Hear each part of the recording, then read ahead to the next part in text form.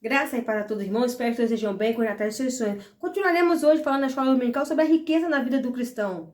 Nós estávamos falando da primeira parte sobre, meus irmãos, como Deus abençoou Abrão, como Deus abençoou, meus irmãos, José estando no Egito, e como Deus prosperou a vida de, meus irmãos, Salomão muito mais do que já era. Ele pediu sabedoria para administrar o seu povo e Deus também lhe deu riqueza. Hoje nós vamos falar as consequências, meus irmãos, daquele que se prende a um dinheiro, daquele que, meus irmãos, ama mais o dinheiro do que ao Senhor. Abra a palavra do Senhor juntamente comigo no livro de Atos, capítulo 5, e primeiro nos diz: mas um certo varão chamado Ananias, com Safira sua mulher, vendeu uma propriedade e reteve parte do preço, sabendo também a sua mulher.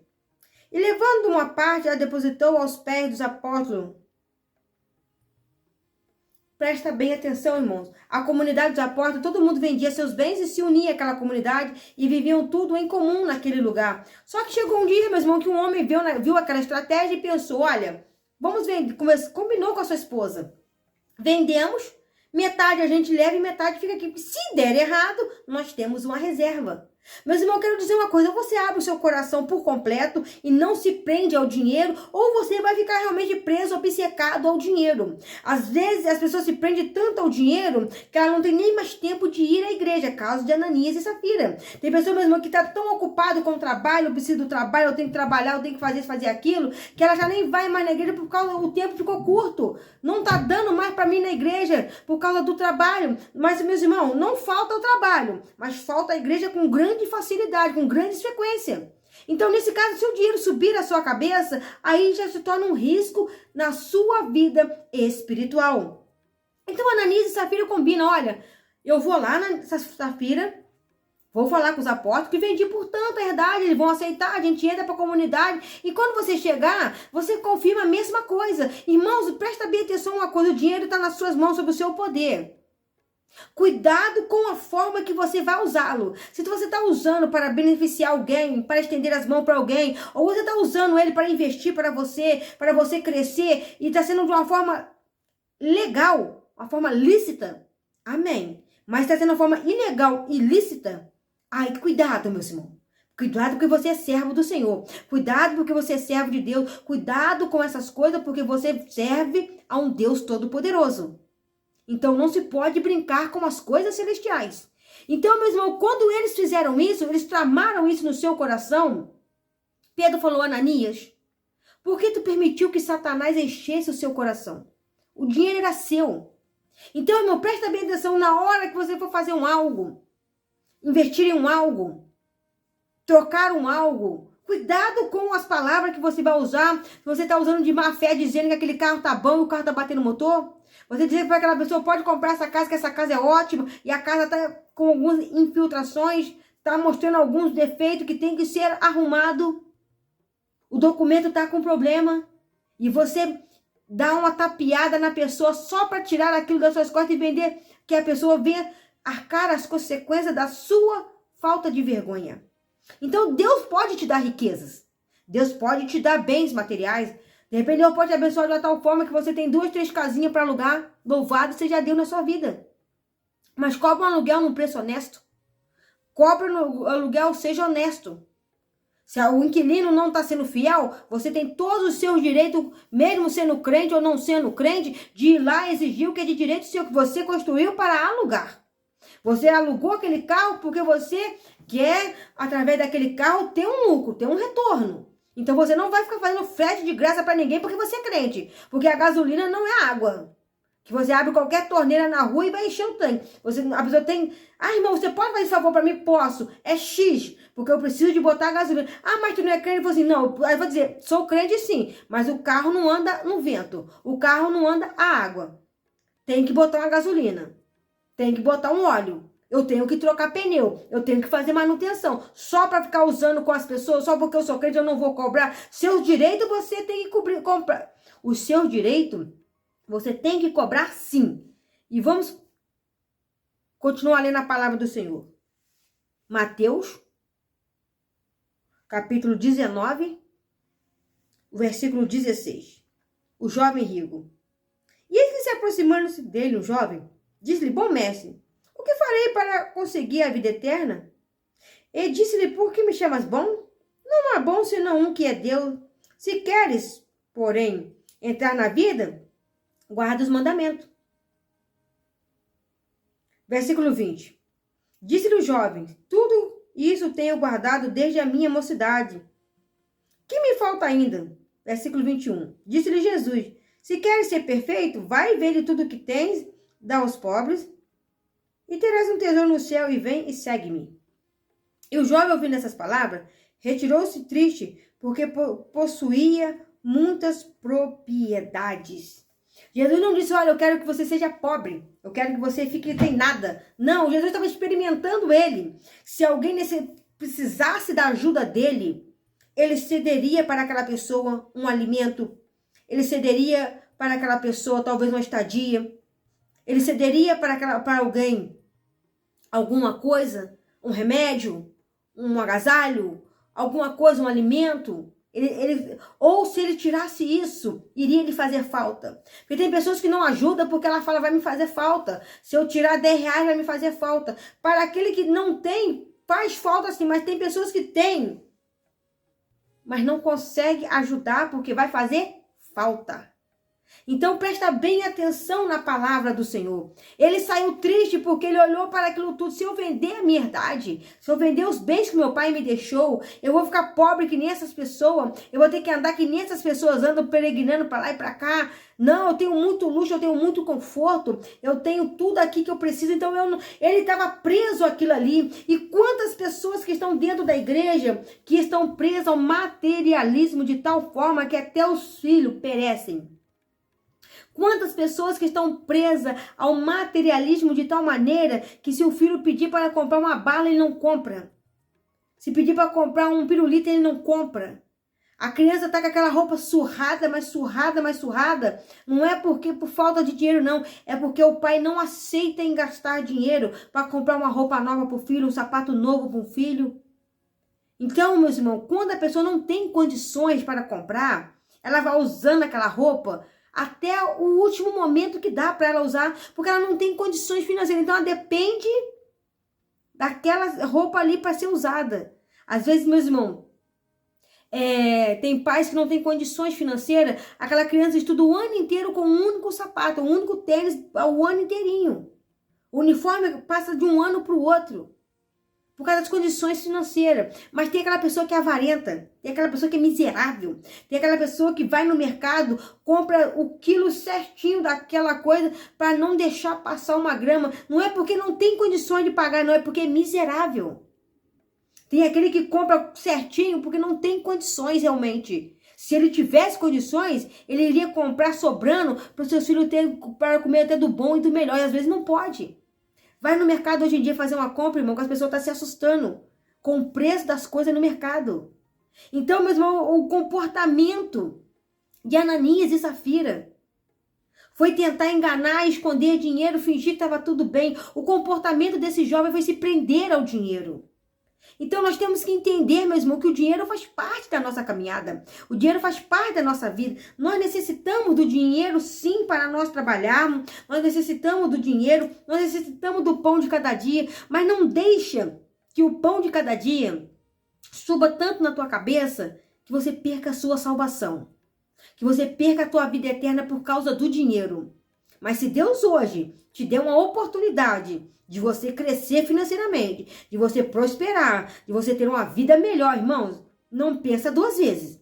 Se é um trabalho digno, se é um trabalho honesto, se é um trabalho que não vai fazer com que você se afaste da presença do Senhor, mas é através desse trabalho vai te trazer mais ainda para a presença de Deus, vai te dar mais oportunidade de você colocar para fora aquele amor que você sente no coração para ajudar as pessoas, não joga fora não, irmão. Abraça as oportunidades que Deus tem te dado. Se Deus hoje tem colocado riqueza nas tuas mãos, aproveite dela. Use ela de uma forma de sabedoria e não desperdiça as oportunidades que Deus tem colocado nas tuas mãos. Lucas 12, 19 nos diz: e direi à minha alma, tens em depósito muitos bens para muitos anos, então descansa, come e bebe e folga.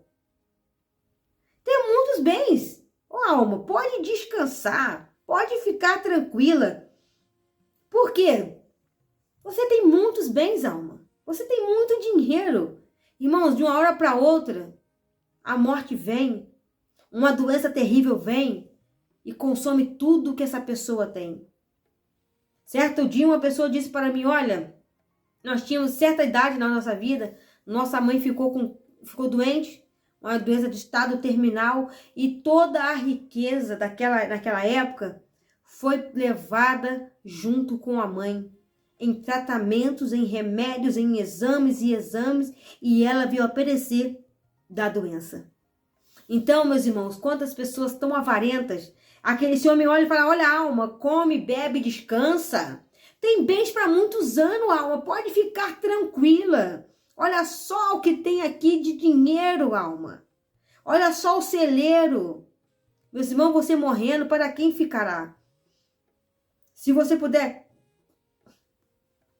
deixar uma herança para os seus filhos, um bem para os seus filhos, glória a Deus por isso.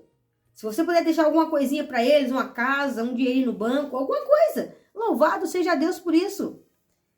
Mas não deixe que isso suba na sua cabeça. Esse homem foi, meus irmãos, e falou, vou derrubar esses celeiros e vou aumentar outros maiores, porque é muita coisa que eu tenho. Então, alma, pode ficar tranquila, porque tem bens para muitos e muitos anos. Aí a voz brada do céu, louco, se pedir a tua alma, tudo que tu juntou, para quem ficarás? Então, meu irmão, presta atenção no que o dinheiro, ele é bênção quando você sabe usar, mas também é maldição se você não souber usar. Ele pode te derrubar, ele pode acabar com o teu casamento, ele pode acabar com a felicidade da tua família, ele pode tirar a tua paz. Se você não souber administrar, ele não pode ser o seu senhor. Nós temos que ser senhores dos nossos bens, não eles serem os nossos senhores, não eles dominarem as nossas vidas. A Bíblia diz no versículo 12 e 15, Lucas 12 e 15. Ele disse-lhe, acautelai-vos e guardai-vos da avareza, porque a vida de qualquer não consiste na abundância do que possui. Porque a vida de qualquer pessoa, meu irmão, não consiste no dinheiro. De uma hora para outra, meu irmão, se o Senhor quer recolher, meu irmão, tudo que juntou vai ficar para outro.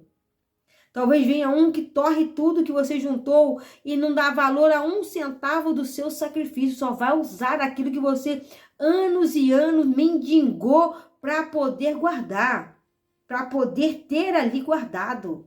Então, meu irmão, o dinheiro é bênção, sim. O dinheiro, meu irmão, traz ajuda, meu irmão, no processo, sim. Muitos falam que o dinheiro não traz felicidade, irmãos.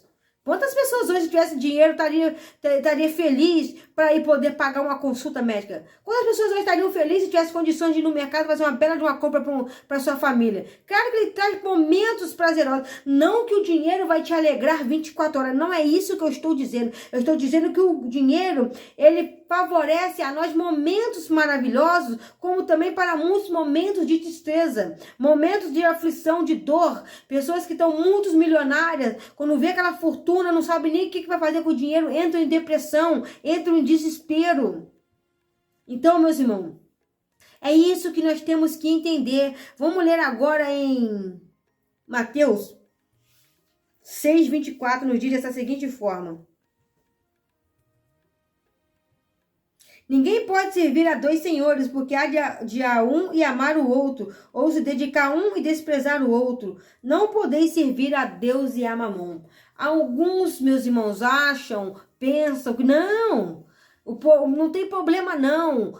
A gente vai tocando a vida a si mesmo. A gente fica com a Bíblia debaixo do braço e vai se escondendo atrás do púlpito, atrás da igreja. Ninguém vai observar isso não. A gente cria a nossa máfia aqui atrás. O que entra para a igreja a gente divide e tá tudo certo. Irmão, Deus está vendo. O teu dízimo é suado. O teu voto, meu irmão, é suado. O dinheiro não tá, meu irmão, fácil para ninguém não. Você ganha um salário mínimo. Você, meu irmão, olha para situações que você se encontra e você fala, meu Deus, eu tenho tanta conta para pagar. Eu acho que o dinheiro esse mês não vai dar para me quitar as minhas dívidas. Meus irmãos, Paulo fala que ele soube ter em abundância, mas também teve momentos que ele passou necessidade. Mas a Bíblia diz que nunca se viu um justo desamparado e nem a sua descendência mendigar o pão. Então, meus irmãos, tem promessa de Deus na tua vida. Eu não estou dizendo que todo mundo vai ser rico. Eu não estou dizendo que todo mundo vai ser multimilionário. Não é isso. Eu estou dizendo uma coisa para a igreja, que às vezes não se fala sobre o dinheiro, porque o dinheiro é a raiz de todos os males. O dinheiro acontece isso. Amar o dinheiro. Então, meus irmãos, começam esse julgamento. Só que tem uma coisa. Não podemos servir a dois senhores, mas podemos servir a Deus e ter dinheiro, e como podemos não ter dinheiro, também podemos servir ao Senhor. Então o dinheiro, ele tem que ser só um acréscimo na sua caminhada. O dinheiro tem que ser um acréscimo na sua vida. E no livro de Provérbios, vamos ler aqui Provérbios 8:18. Riquezas e honra estão comigo, sim. Riquezas duráveis e justiça. Riquezas e honra. A pessoa que se enriquece, mas mantém a sua honra, a sua integridade, o seu caráter. Então, riqueza terá nas suas mãos, honra terá na sua vida. E a Bíblia deixa bem claro para nós, meus irmãos.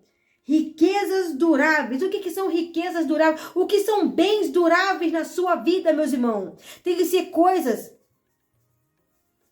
bem duráveis, tem que ser coisas, meus irmãos, que você... Se você for comprar um carro, procura ver um carro, meus irmãos, numa situação boa. Um carro que não é de muito gasto, de muita manutenção. Um carro que consome muito combustível. Um carro que não tem um emplacamento muito alto, uma manutenção muito cara. Por causa das suas condições financeiras. Vê se aquilo vai caber no seu bolso, aquele orçamento. Ou talvez tu quer comprar uma moto, tu quer comprar uma casa. A casa é um bem durável. Mas veja seu orçamento. Se dá para você comprar, para você pagar, e você não ficar financeiramente falando totalmente endividados. Tem pessoas que estão totalmente desenroladas, totalmente endividadas, meus irmãos. Foi por falta de sabedoria, por falta de administração do que ganha, e porque nunca ouviu falar, meus irmãos, que a pessoa tem que fazer uma planilha, que a pessoa tem que ter um autocontrole daquilo que ela ganha, para que ela não venha depois sofrer as consequências, meus irmãos, não tendo condições de pagar as suas dívidas. A Bíblia fala mesmo, eu não me lembro aonde agora, que antes de tu comprar qualquer coisa, não é com essas palavras não, mas o entender do versículo é esse, que você tem que fazer, meus irmãos, um cálculo, se vai dar para você começar e depois terminar, para que no meio do caminho você não tenha que devolver aquilo e passar vergonha. Não me lembro agora qual é a passagem, mas tem um versículo que se trata sobre esse assunto. E para nós finalizarmos, Provérbios 11:25. A alma generosa engordará, e o que regar também será regado. Então, meu irmão, a alma generosa, o Senhor te abençoou? Abençoa quem precisa. O Senhor colocou na sua mesa? Abençoa outras pessoas também que precisam. Se o Senhor está te dando essa oportunidade, tem pessoas que você pode estender as mãos para ela, estenda. Eu não estou dizendo para você tirar da boca do seu filho para dar para alguém. Eu estou dizendo, se Deus te deu uma oportunidade hoje e você pode estender as suas mãos, estenda. E se o Senhor colocou riqueza nas tuas mãos, irmão, aproveita. Se Deus te deu a oportunidade de fazer uma viagem, faça uma viagem. Se Deus te deu a oportunidade de você ir para um outro país, aproveite a oportunidade de Deus. Se Deus está te dando uma oportunidade de comprar uma casa, comprar um carro, mudar de emprego, crescer nessa empresa, ter o seu negócio, prosperar e crescer. Irmãos, abraça o que Deus está colocando nas tuas mãos. Abraça as oportunidades que Deus está te dando. Abraça as chances que Deus te deu de colocar nas tuas mãos essa oportunidade. Sabe por quê, irmão? As pessoas estão com medo de crescer. Ai, irmão, porque o pastor falou que se eu amasse o dinheiro é a raiz de todos os males. Irmão, tenta dar uma balanceada e discernir as coisas através do Espírito Santo. Amar o dinheiro como Ananias e Safira amou, traz consequências. Amar o dinheiro como Jó amou, que botou a Deus sobre tudo, Deus deu o dobro a Jó, muito mais do que Jó pensava, porque ele não estava preso ao dinheiro. Então, meus irmãos, é isso que a igreja tem que entender, a diferença das coisas. O amor ao dinheiro é a raiz de todos os males. O amor ao dinheiro é a raiz de todos os males. Presta atenção nesse versículo. Amar o dinheiro é a raiz de todos os males. Para nós finalizarmos, meus irmãos, 1 Timóteo capítulo 6, versículo 10. Porque o amor do dinheiro é a raiz de toda espécie de males. E nessa cobiça alguns se desviaram da fé e se transpassaram a si mesmo com muitas dores. Meus irmãos, quantas pessoas tiveram seus casamentos destruídos por causa do dinheiro? Quantas pessoas tiveram suas famílias destruídas por causa do dinheiro? Quantas pessoas perderam suas amizades por causa do dinheiro? Quantas pessoas perderam, meus irmãos, até mesmo seus próprios bens ali? A ganância foi tanta que aquilo perdeu tudo. Caiu num golpe, perde tudo. Meus irmãos, outro dia eu vi um relato de uma pessoa que perdeu milhões de dinheiro, milhões não, rios de dinheiro nesses jogos, essas apostas online. O dinheiro todo que a família juntou foi perdido nesses jogos online. É aí que a Bíblia fala que alguns se perdem. Vê tanto dinheiro, a ganância de uma aposta, a ganância de que vamos ganhar mais, a ganância de vamos tentar mais. Não, se a gente jogar aqui, a gente conseguir, a gente vai ganhar fortuna, vamos ganhar milhões. E com isso, meus irmãos, muitas famílias estão sendo destruídas, muitos lares foram destruídos e muitas casas hoje vivendo em miséria. Às vezes com dinheiro lá dentro da casa, mas a família vive numa miséria. Sabe qual é a miséria? Não tem amor, não tem paz, não tem alegria. Essa família não tem comunhão. Essa pessoa não tem comunhão nem com os homens, muito menos com Deus, porque tudo dela é uma redoma chamada dinheiro. Não consegue mais olhar para os filhos, não tem mais tempo para a esposa, não tem mais tempo para ninguém, não tem mais tempo para Deus, porque tudo dela, o alvo, se tornou o dinheiro. Então presta bem atenção, meus irmãos. O cristão e a riqueza. Você pode ser rico, você pode ser um grande homem nessa terra, pode ter muitas riquezas, mas não deixa o essencial, a presença do Senhor na sua vida. E se você gostou, curta, compartilhe, se inscreva no canal e faça parte da nossa família.